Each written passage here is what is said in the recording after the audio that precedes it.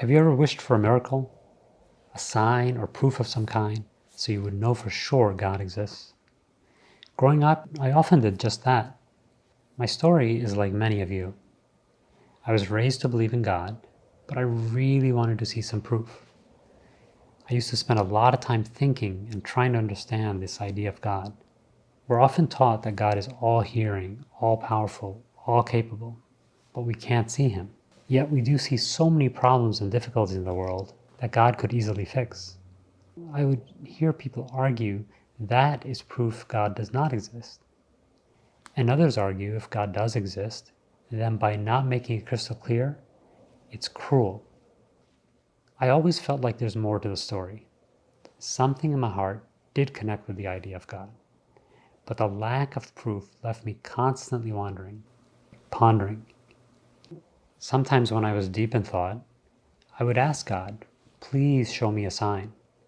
I didn't realize it at the time, but basically I was asking God to show me a small personal demonstration. I would ask for relatively simple things. I would often just see something near me, maybe take a look at a pencil and say, please make this float. Or I might see a glass of water and ask, please turn this into milk. And then I would literally sit there waiting for it to happen. I was convinced that if I could only see some sign, then I would become a true believer. Over the years, I even tried reducing the requests. Maybe I could just see a tiny sign of some kind. But today I had a major shift. I realized a critical piece had been missing in my thinking. The following is a small section from what I was reading. This is from the story of Prophet Jesus, son of Mary, peace be upon them both. This is when the disciples ask him for a supper to be sent down from God. They ask him, can your Lord send down to us a table spread from the heaven? Prophet Jesus replies, fear God if you are believers. They said, we wish to eat from it and satisfy our hearts, and to know with certainty you have spoken the truth to us and be among the witnesses. Jesus, son of Mary, then prays, O God, our Lord, send down to us a table spread from the heaven, that it may be a festival for us, for the first and the last of us, and a sign from you, and provide us, and you are the best of the providers. God replies to him, indeed, I will send it down to you. Then whoever from among you disbelieves after that, then indeed I will punish him with a punishment with which I have not punished anyone among the worlds.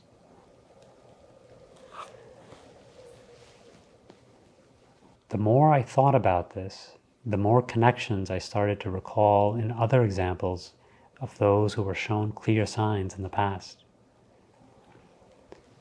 I'm finally starting to understand some of the wisdom of not being shown proof.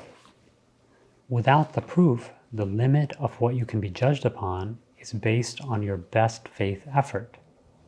But once that clear miracle is shown, or that clear proof is shown, faith is no longer part of the picture. Anything you do that violates even the tiniest of God's commandments becomes an act of knowing and intentional defiance. Then there's zero room left for mistakes. The more I think about it, the more I see God's wisdom and His mercy at work.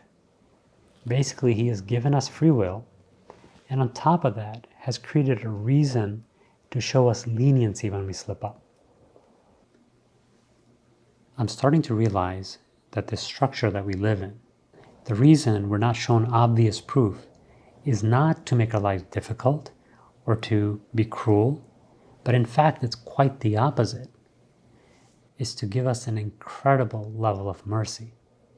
And I thank God that I was never shown what I asked for.